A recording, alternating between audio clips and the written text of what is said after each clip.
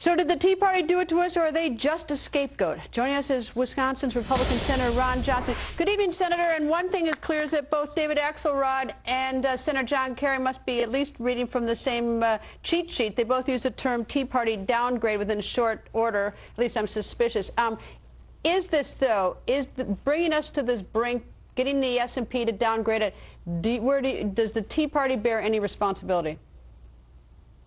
No, the Tea Party has a responsibility of actually bringing this problem to the forefront, for actually laying out the fact that we're bankrupting this nation. So, no, if you're going to put a name to this downgrade, I would call it the debt denier downgrade. I mean, the fact of the matter is, I don't agree with the downgrade. I think America is absolutely the safest place to still invest your money. It is the greatest nation on the face of this planet.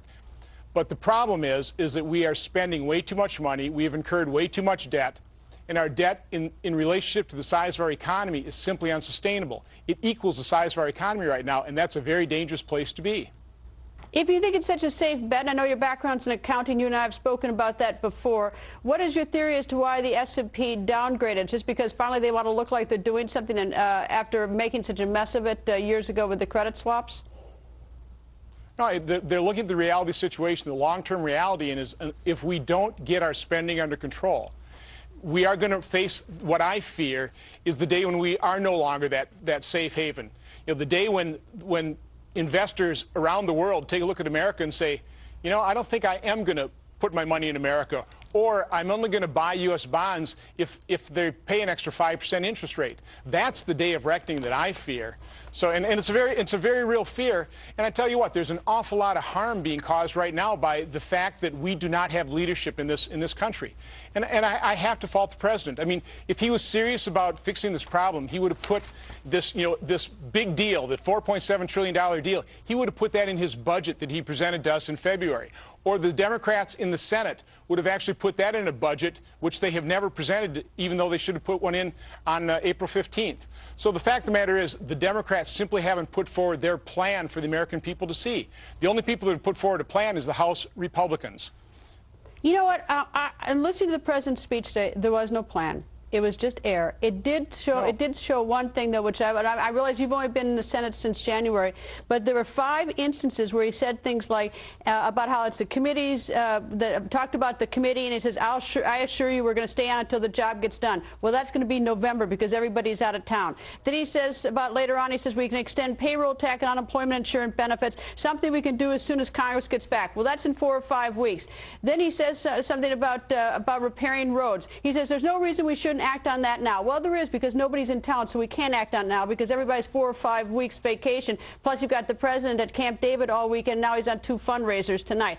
Then he says what sets us apart is that we've always not just had the capacity, but we have to have the will to act. Well, it's hard to have the will to act when the example that's being given by our members of Congress, House and Senate, and the president is that you're not taking it too seriously, because I'm almost the only one here in town tonight, unless you count the president who's across town at a fundraiser. And it goes on. I mean, the speech is replete with examples of where something could be done, and this is Capitol, it's over my left shoulder, empty. Well, Greta, I wrote a press release right away Saturday morning saying that we should reconvene Congress immediately. The president should call us back, and we should actually fix this problem. But I tell you where we really ought to start.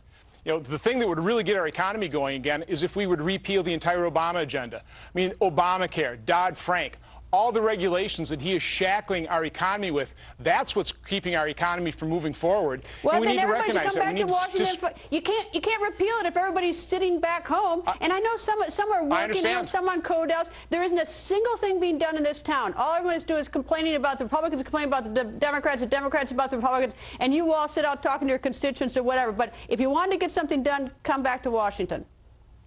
And Greta, that's what I suggested. That's what I wrote in my press release. We should reconvene Congress immediately because this is a real problem. When we start having the Dow Jones drop as much as it did over the last couple days, now people's 401ks are decreasing, and that's going to harm our economy because you no longer have that wealth effect. When people feel good about their investments, they might actually start spending money. When they feel bad about their investments, they're just going to retrench even further. This is going to be very harmful for our economy. So no, I totally agree with you. We should be back in Congress on Monday. We should start seriously tackling this problem, but it really starts with putting structural controls on our spending because it's a spending problem. We are going to spend another $46 trillion over the next 10 years, incur another